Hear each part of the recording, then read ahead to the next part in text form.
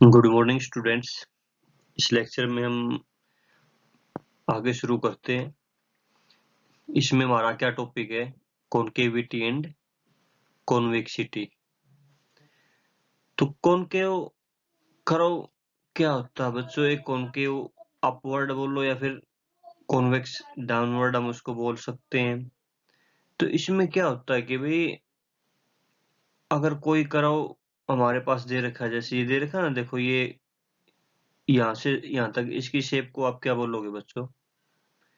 इसको concave down बोलोगे या फिर कॉन्वेक्स अपवर्ड बोलोगे? और जो ये पोर्शन यहाँ से यहाँ तक है, इसको आप क्या बोलोगे? कॉनकेव अप बोलोगे या फिर कॉन्वेक्स डाउन बोलोगे? यानी कि करो देखो। और जो इसकी डेफिनेशन ये है कि बच्चों अगर ये जैसे ये कॉनकेव अप है, तो अगर यहाँ से ए से लेके बी तक किसी भी पॉइंट पे इसकी टेंजेंट ड्रा कर दीजिए। इस इंटरवल में इस कर्व पे टेंजेंट ड्रा कर दीजिए। ये कर्व इस टेंजेंट के ऊपर लाई करेगा, तो हम क्या बोलेंगे कि भाई कर्व कैसा अपना ये कॉनकेव अप है। और इसी तरह से अगर इस पोर्शन में ए से लेके बी तक इंटरवल में जो अपना कर्व है, किसी भी पॉइंट पे यहाँ पे टेंजेंट ड्रा करो, यहाँ पे टेंजेंट ड्रा करो, यहाँ पे टेंजेंट ड्रा करो, उस टेंजेंट के बिलो अगर आपका कर्व रहता है, तो वो केस क्या होगा अपना? कॉनकेव डाउन होगा या फिर कॉन्वेक्स अपवर्ड हम उसको बोलेंगे। अब आगे देखो, आप लोगों ने चेक कैसे करना है कॉनकेव अप है या कॉनकेव डाउन है। तो इस डेफिनेशन का बच्चों आप लोगों ने यूज करना है। ये है ना, देखो यहाँ पे ये रही, इसका यूज बच्चों आप लोगों ने यहाँ पे करना है। ये कॉनकेव अपवर्ड के लिए क्या होना चाहिए कि भाई d2y/dx² क्या होना चाहिए? ग्रेटर देन 0 है, तो हम क्या बोलेंगे कि भाई वो कॉनकेव अपवर्ड है। अगर d2y/dx² लेस देन 0 है, तो उसको हम क्या बोलेंगे कि भाई करो क्या हमारा उस पॉइंट पे कॉनकेव डाउन है। अभी आगे देखो क्या है नेक्स्ट। इसका सिर्फ आप लोगों ने यूज करना कॉनकेव अप के लिए और कॉनकेव डाउन के लिए। कॉनकेव अप का आपको पता ही लगा कि भाई उस इंटरवल में आप किसी पॉइंट पे टेंजेंट ड्रा करो, कर्व आपका कहाँ पे होना चाहिए? टेंजेंट के अबव लाई करना चाहिए। और कॉनकेव डाउन के लिए टेंजेंट के बिलो वो आपका कर्व लाई करना चाहिए। अब आगे आता है कि भाई पॉइंट ऑफ इन्फ्लेक्शन हमारा क्या है। तो a point on a curve at which the curve changes from concavity to convexity और vice versa is called a point of inflection. यानी कि ग्राफ में आपका एक ऐसा पॉइंट बच्चों जहाँ पे उसकी जो अपना कर्व है, एक साइड तो कॉनकेव डाउन हो जाए और दूसरे पोर्शन में क्या हो जाए, उस पॉइंट के बाद कॉनकेव अप हो जाए, तो उसको उस पॉइंट को हम क्या बोलेंगे? पॉइंट ऑफ इन्फ्लेक्शन बोलेंगे। यानी कि जहाँ पे कॉनकेविटी उस कर्व की चेंज होती है, वो पॉइंट अपना क्या कहलाएगा? पॉइंट ऑफ इन्फ्लेक्शन कहलाएगा। और पॉइंट ऑफ इन्फ्लेक्शन के लिए आप लोगों को क्या करना, उसका डेरिवेटिव ये है ना, F has an inflection point at the number C in A B, then either या तो एफ डबल डैश सी 0 होगा या फिर F double dash C does not exist at C. लेकिन इसका कन्वर्स ट्रू नहीं है। तो कैसे अगर आप एफ डबल डैश सी को 0 पुट करोगे बच्चों, वहां से सी की वैल्यू आएगी, तो वो पॉइंट आपका इन्फ्लेक्शन पॉइंट हो सकता है। कब होगा इन्फ्लेक्शन पॉइंट? अगर आपका जो ये d2y/dx² है, जो सेकंड ऑर्डर डेरिवेटिव है बच्चों, वो क्या करे, उस पे उसके साइन चेंज हो जाए ना।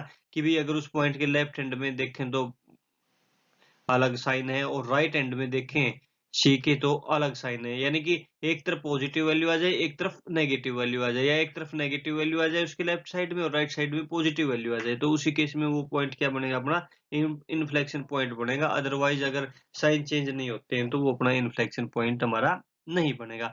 अब जैसे ये prove that the curve y is equal to log x is everywhere convex upward. कि भाई ये क्या है अपना? कॉन्वेक्स अपवर्ड है। यानी कि कॉनकेव डाउनवर्ड बोलो या कॉन्वेक्स अपवर्ड बोलो, तो इसके लिए इसका डेरिवेटिव निकाल देना, dy/dx d2y/dx²। ये क्या आ गया? -1/x²। तो ये हमेशा क्या है?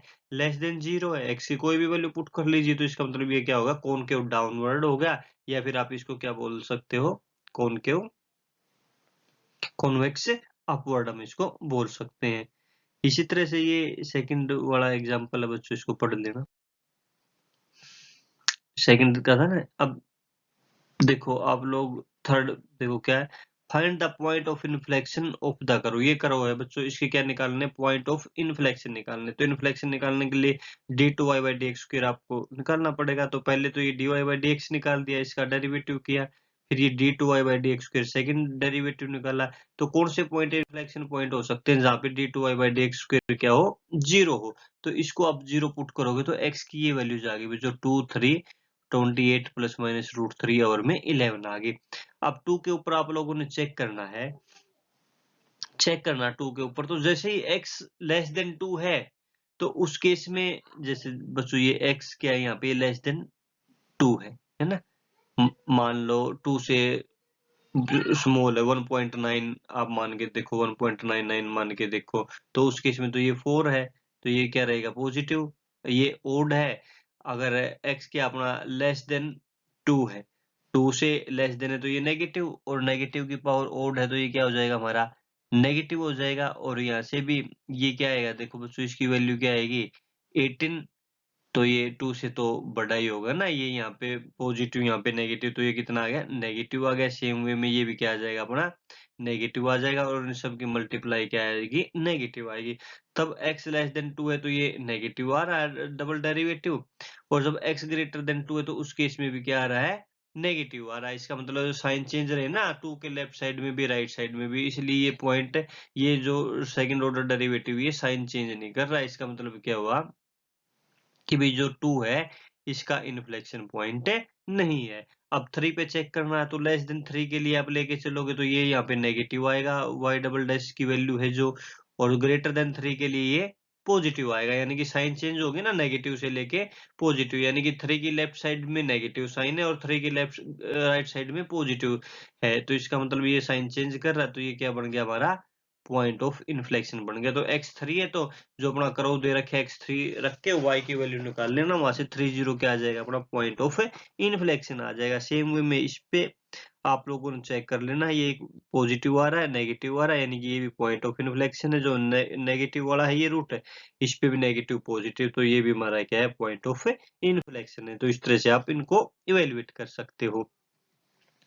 आगे देखो ये फिफ्थ सम देखो बेटे, so that every point in which the sine करो y इज इक्वल टू, ये हाइपरबोलिक फंक्शन आप लोगों ने शायद अलजबरा में पढ़ लिए होंगे, y is equal to C sine x by C meets the axis of x at a point of inflection. कि भाई ये क्या कह रहा है, so that every point in which the curve meets the axis of x is a point of inflection, यानी कि वो पॉइंट जहाँ पे ये एक्स एक्सिस को मीट करता है वो प्रत्येक पॉइंट क्या है, इन्फ्लेक्शन पॉइंट है। तो एक्स एक्सिस को मीट करने का मतलब क्या है कि y जीरो हो जाएगा वहां पे। जब y जीरो हो गया तो साइन हाइपरबोला x बाई, ये क्या है अपना, हाइपरबोला नहीं बच्चों सॉरी, ये क्या है, साइन x बाई सी है। तो साइन x बाई सी क्या हो जाएगा, जीरो, है ना। यहाँ से x बाई सी क्या आ गया, n पाई। तो आप लोगों ने यहाँ से x किसके इक्वल आ जाएगा हमारा, सी एन पाई के इक्वल आ गया। तो ये पॉइंट है जहाँ पे ये एक्स एक्सिस को मीट करता है। तो यहाँ पे D Y by D X हमने निकाला, D two Y by D X square निकाला, D cube Y by D X cube हमने निकाल लिया। तो D two Y by D X square भी क्या आ गया यहाँ पे जीरो, लेकिन ये थर्ड ऑर्डर डेरिवेटिव क्या होना चाहिए वहां पे, नॉन जीरो होना चाहिए, इसलिए ये क्या होगा हमारा पॉइंट ऑफ इन्फ्लेक्शन हमारा ये बन जाएगा। था ना कि भी y डबल डैश तो जीरो हो जाए और y ट्रिपल डैश क्या हो जाए, नॉन जीरो हो जाए, तो वो पॉइंट क्या बन जाता है हमारा, पॉइंट ऑफ इन्फ्लेक्शन हमारा वो बन जाता है। अच्छा, find the point of inflection on the curve, ये curve x square y is equal to a square x minus y। तो इसके भी पॉइंट ऑफ इन्फ्लेक्शन निकालने, तो y की फॉर्म में लिखा y dash y double dash निकालना। अब पॉइंट ऑफ इन्फ्लेक्शन कहाँ पे मिल सकते हैं, D two Y by D X square को जीरो पुट करो, यहाँ से x की वैल्यू ये आ गई जीरो प्लस माइनस रूट 3, ये हमारी ये वैल्यूज आ गई। अब जैसे ही x जीरो किया तो y जीरो आ गया, तो x is equal to root 3 ये, और माइनस पे ये आ गया। अब जब जीरो है ना बच्चों, वहां पे D two Y by D X square के आप लोगों ने पीछे साइन चेक करने हैं, लेफ्ट साइड में और राइट साइड में। वो पॉजिटिव से एक बार लेफ्ट साइड में पॉजिटिव आ रहा है, राइट साइड में नेगेटिव आ रहा है, तो ये पॉइंट ऑफ इन्फ्लेक्शन बन गया। इसी तरह से ये रूट 3 ये है, यहाँ पे भी साइन चेंज हो रहे उसमें वैल्यू पुट करके देखना। तो इस तरह से ये हमारे क्या बन जाएंगे, पॉइंट ऑफ इन्फ्लेक्शन हमारे ये बन जाएंगे। आगे देखो भाई जैसे ये prove that y is equal to exponential x is everywhere concave upward, सिर्फ सेकंड ऑर्डर डेरिवेटिव कर दीजिए। तो एक्सपोनेंशियल x तो हमेशा क्या होता है, x की कोई भी वैल्यू पुट कर लीजिए, वो क्या होता है, ग्रेटर देन 0 होता है, इसलिए क्या होगा, हमेशा की हमेशा ये करो, क्या होगा अपना कॉनकेव अपवर्ड हमारा ये होगा। ठीक है भाई, सेकंड भी आप लोग ट्राई कर सकते हो। इसके बाद फोर्थ देखो बच्चों क्या है, y इज इक्वल टू, देखो क्या करना, discuss the concavity and convexity in the upward direction of the curve. इसकी चेक करनी है बच्चों, कॉनकेव है या कॉन्वेक्सिटी है।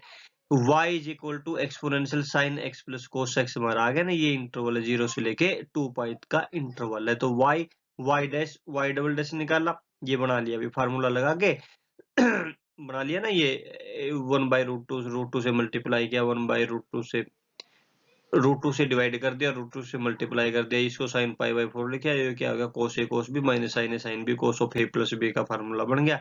तो कॉन्वेक्सिटी या कॉनकेव के लिए आप लोगों को इन्फ्लेक्शन पॉइंट के लिए क्या पुट करना पड़ेगा, इसको 0 पुट करोगे, तो इसको 0 पुट करोगे तो ये किसके इक्वल हो जाएगा, cos x plus π/4 is equal to 0। तो कब कब होता है ये 0, जब π/2 हो जाए, है ना, π/2 हो जाए, या फिर 3π/2 हो जाए, या फिर 5/2 हो जाए, तो उसमें से ये π/4 सब्ट्रैक्ट करते जाना। तो यहाँ पे ये क्या क्या वैल्यू आ जाएंगी, ये आ जाएंगी हमारी 0 π/4 x की वैल्यू आ जाएंगी ना, x के साथ साथ y की वैल्यू भी हमारी आ जाएंगी। तो अब 0 और π/4 का जो वो है बच्चों, देखो ये आ गया, जब 0 रखोगे x की वैल्यू तो 0, और π/4 रखोगे तो ये π/2। तो पहले क्वाड्रेंट में तो कोस क्या होता है, पॉजिटिव, तो वहां पे d2y/dx² क्या होगा हमारा, ग्रेटर देन 0 होगा। तो इस तरह से इसमें पोर्शन में करो, क्या हो जाएगा अपना कॉनकेव अपवर्ड हो जाएगा। अब सेकंड इंटरवल π/4 से लेके 5 5π/4 तक है, तो x की जगह π/4 रखोगे तो π/2, और इसकी जगह 5π/4 लिखोगे तो सेकंड क्वाड्रेंट, और सेकंड क्वाड्रेंट में क्या होता है, नेगेटिव। तो उस केस में ये क्या हो जाएगा, हमेशा की हमेशा इसकी वैल्यू क्या रहेगी, लेस देन 0 रहेगी। तो इस केस में ये क्या हो जाएगा, कॉनकेव डाउनवर्ड हो जाएगा। सेम वे में आप नेक्स्ट इंटरवल में भी इसको चेक कर सकते हो। अब ये एक सम में x is equal to log y3, तो x के रिस्पेक्ट में कर दो, ठीक है ना, x की रिस्पेक्ट में कर दिया, तो d2x/dy² देख लो, यहाँ पे x is equal to F of Y की फॉर्म लेके चल पड़े, तो ये 0 कहाँ पे हो रहा है, एक तो हमारा क्या आ रहा है भाई, ये पॉइंट आगे, ये आगे ना, y इज इक्वल टू 1 और e² आ गया, तो y इज इक्वल टू 1 के कोरस्पोंडिंग x 0 आ गया, और y is equal to exponential square के कोरस्पोंडिंग x हमारा 8 आ गया। तो ये पॉइंट हमारे कंसीडर हम कर सकते हैं इन्फ्लेक्शन पॉइंट के लिए, ये इसका थर्ड ऑर्डर डेरिवेटिव है। A to y is equal to 1, y is equal to 1 पे ये क्या अपना नॉन जीरो है ना, इस तरह से ये क्या होगा, पॉइंट ऑफ इन्फ्लेक्शन हो गया। y is equal to exponential square पे ये भी क्या हो जाएगा, नॉन जीरो हो जाएगा, क्योंकि log e क्या होता है बच्चों, ये क्या हो जाएगा 2 log e, log e 1 और 2 का स्क्वायर 4 माइनस ये क्या हो जाएगा 6 log e 1, तो 4 माइनस के, हाँ भाई 4 माइनस के 6 प्लस के 1, ये भी क्या हो जाएगा, नॉन जीरो हो जाएगा। तो इस तरह से ये पॉइंट क्या हो गया, हमारे इन्फ्लेक्शन पॉइंट हमारे ये बन जाएंगे।